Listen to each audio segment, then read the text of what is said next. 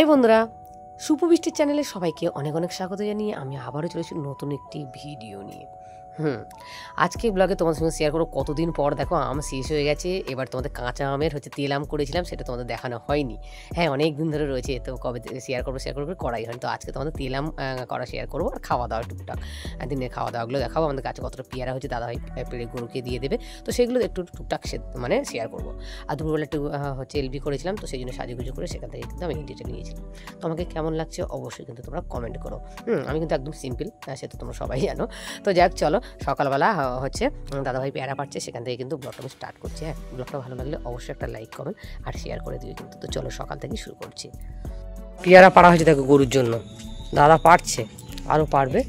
এই দেখো সব গরু খাবে এগুলো, কিন্তু মানুষে নাই। কেন বলো তো, পেকে গেলে পোকা হয় গিয়ে, দেখো পেকে গিয়েছে, এটা তো সব পোকা কিনতে। দেখো এই দেখো এগুলো সব পাকা। এই দেখো আমার নাতিবাবু দেখো, সব একটু ছেলেরা দেখেছো, এই দেখো কী অবস্থা করছে। দেখো আমরা সাইকেল চালাতে পারি না, একটু ছেলেরা দুবেলা শুধু বাইক চড়ে চড়ে বেড়াচ্ছে, দেখেছো?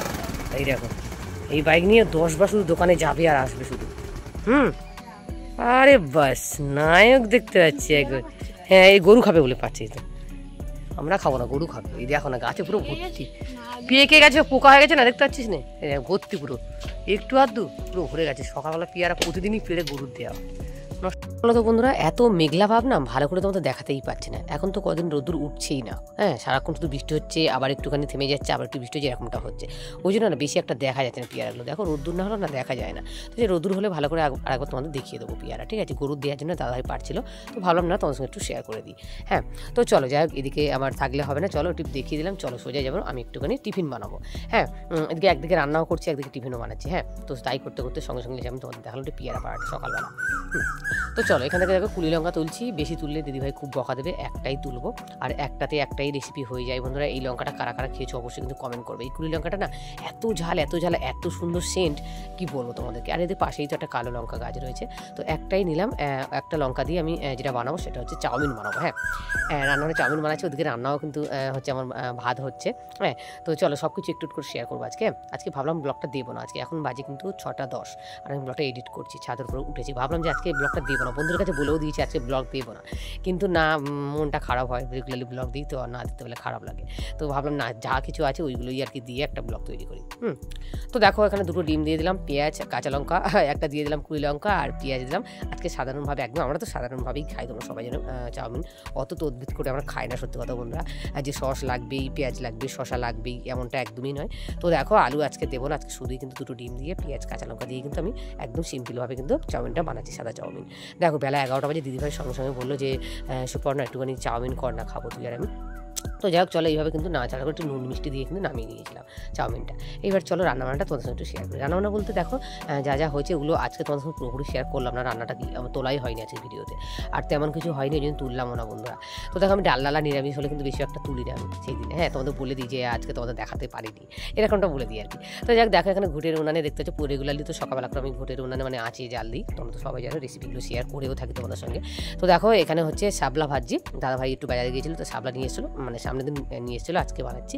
হ্যাঁ, তো আর মাছ ব্যাপারে এসেছিলো নোনা মাছ, তাই জন্য নিলাম না বন্ধুরা। বৃষ্টির বাবা নোনা মাছ খেতে দেয় না আমার একদম, কারণ আমার ঠান্ডা লাগবে না, কাশি খুব কাশি হয় আর কি, তো সেই জন্য নোনা মাছ খাচ্ছি না। তো যাই হোক দেখো এখানে শাপলাটা কিন্তু নুন মিষ্টি দিয়ে ভাজি, এখানে কিন্তু হলুদ ব্যবহার করবো না। আমরা শাক বলো শাপলা বলো এগুলো ভাজার সময় কিন্তু বন্ধুরা আমরা কিন্তু হলুদটা ব্যবহার করি না এখানে। হ্যাঁ, হলুদ দিলে বোঝাও যায় না, আর হলুদ দিই না আমরা। তো যাই হোক নুন মিষ্টি দিয়ে শুকনো লঙ্কার ফোড়ন দিয়ে একটু সরষের তেল দিয়ে ভেজে দিচ্ছি। এটা খেতে কিন্তু দারুণ টেস্টি ছিল বন্ধুরা এই শাপলার রেসিপিটা। হ্যাঁ, এখন আমাদের মাঠে জল ভর্তি হয়ে গেছে, তো দেখালাম কদিন পরে কিন্তু শাপলা তোলা দেখাবো। হ্যাঁ, কলমি শাক সবে দেখিয়েছি তোমাদের। তো যাই চলো এইবার দেখো সকালবেলা বেশি একটা তো দুধ চা খাই না, তো সবাই যেন দুধটা গোয়ালা নিয়ে যায়, তো আমরা তো দুধটা পাই না, তো দুধ চা করি না খুব একটা। মাঝে মাঝে দোকান থেকে আবার দুধ এনে আমরা বানাই, আর দিদিভাই বকা দেয়, বলে বাপরে বাপ একদিন দুধ হয় না তো কী হয়েছে রে, সন্ধ্যাবেলা খাবি, এখন খেতেই হবে। তো যাই হোক আমি ম্যানেজ করে আর কি দুধ চা বানিয়ে নিই। তো আজকে আর দুধ চা খাবো না, আজকে লাল চা করেছি, আর এখানে সাদা চাউমিন তোমাদের বললাম না, দাদাভাই একটুখানি বেরিয়েছে, দাদাভাইয়ের জন্য রেখে দিয়েছি, আমি আর দিদিভাই কিন্তু নিয়ে নিয়েছি। ছেলে তো সকাল 6টাতে বেরিয়ে যায়, সো ও তো রাতেই আসবে, ওর কথা বাদ দাও, আর মেয়ে তো বাড়িতেই নেই, ওর পরীক্ষা আছে আজকে আবার। তো যাই হোক চলো লাল চা আর টিফিনটা খেয়ে নেবো। তারপর সোজা যাচ্ছে কিন্তু সন্ধ্যাবেলা। এবার সন্ধ্যাবেলা দেখো তোমাদের যেটা বললাম, সন্ধ্যাবেলা করে রেগুলারলি ধরতে গেলে এখন দুধ চাটা খাচ্ছি, কিন্তু খাওয়াটা একেবারেই উচিত নয়। তোমরা যারা দুধ চা খাওয়ার নেশা আছে অবশ্যই তোমরা ছেড়ে দাও। আমি তো ছাড়তেই পারছি না, দুধ চা খাওয়া সত্যি শরীরের পক্ষে একদমই ভালো না, ক্ষতিকারক, কিন্তু কী করবো, অভ্যাস হয়ে গেছে, কিছুতেই ছাড়তে পারছি না। এখানে দেখো দুধ চা বানাচ্ছি। 4 কাপ দুধ চা আজকে বানাবো। যে বৃষ্টির বাবাকেও বললাম যে দেখো আজকে আমি লাল চা এক্সট্রা করে বানাতে পারবো না, তুমি কিন্তু লাল মানে দুধ চাই খাওয়া আছে। তো বলো ঠিক আছে দাও।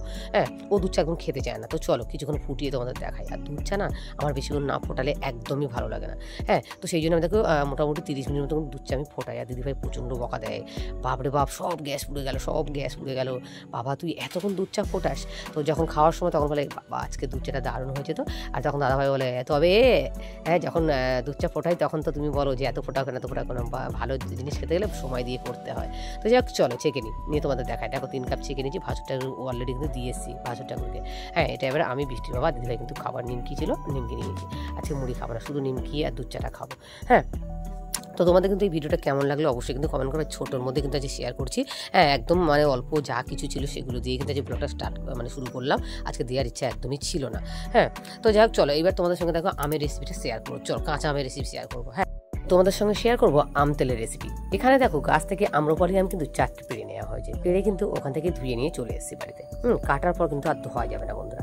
অনেক দিন ধরে কিন্তু আমার কাছে রয়েছে আম তেল রেসিপিটা, কিন্তু শেয়ার করবো করাই হয় না। তো আজকে ভাবলাম না ভিডিও কম ছিল, তো আজকে তোমাদের সঙ্গে আম তেলের রেসিপিটা শেয়ার করি। এখন কিন্তু 6:30 বাজে বন্ধুরা, চারিদিকে সন্ধ্যা হচ্ছে, আমি কিন্তু এডিটটা করছি। তোমাদের বললাম না দেওয়ার ইচ্ছা ছিল না ভিডিওটা, তো যেহেতু রেগুলারলি শেয়ার করি ভিডিও, তো আজকে মনটা খারাপ হচ্ছিলো, তো ভাবলাম না একটুখানি সময় আছে যখন এডিটটা করে নিই। আমার এডিট করতে বেশি টাইম লাগে না বন্ধুরা।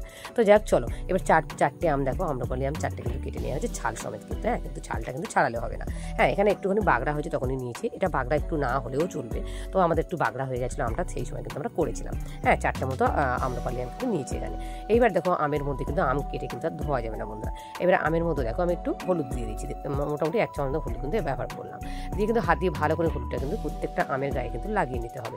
এখানে কিন্তু নুন ব্যবহার করবে না বন্ধুরা, তাহলে কী হবে বলো তো জল উঠে যাবে কিন্তু। হ্যাঁ, তো দেখো এইভাবে কিন্তু হাত দিয়ে কিন্তু হলুদটা ভালো করে লাগিয়ে নিচ্ছি। এবার এটাকে নিয়ে চলে যাবো ছাদের উপরে, কিন্তু রোদে দেবো একদিন, মোটামুটি 1 দিন রোদে দিলেই কিন্তু আমটা ভালোভাবে হয়ে যায়, যদি রোদ্দুরটা ভালো হয় আর কি। হ্যাঁ, তো ভালোই রোদ্দুর হয়েছিল, একদিন কিন্তু আমি রোদের মধ্যে কিন্তু দিয়েছিলাম। 4টে মতো আম কিন্তু এখানে আমি নিয়েছি বন্ধুরা, যেহেতু আমার বয়ামটা ছোটো। হ্যাঁ, এটা করতে গেলে অবশ্যই কাঁচের বয়াম কিন্তু লাগবে।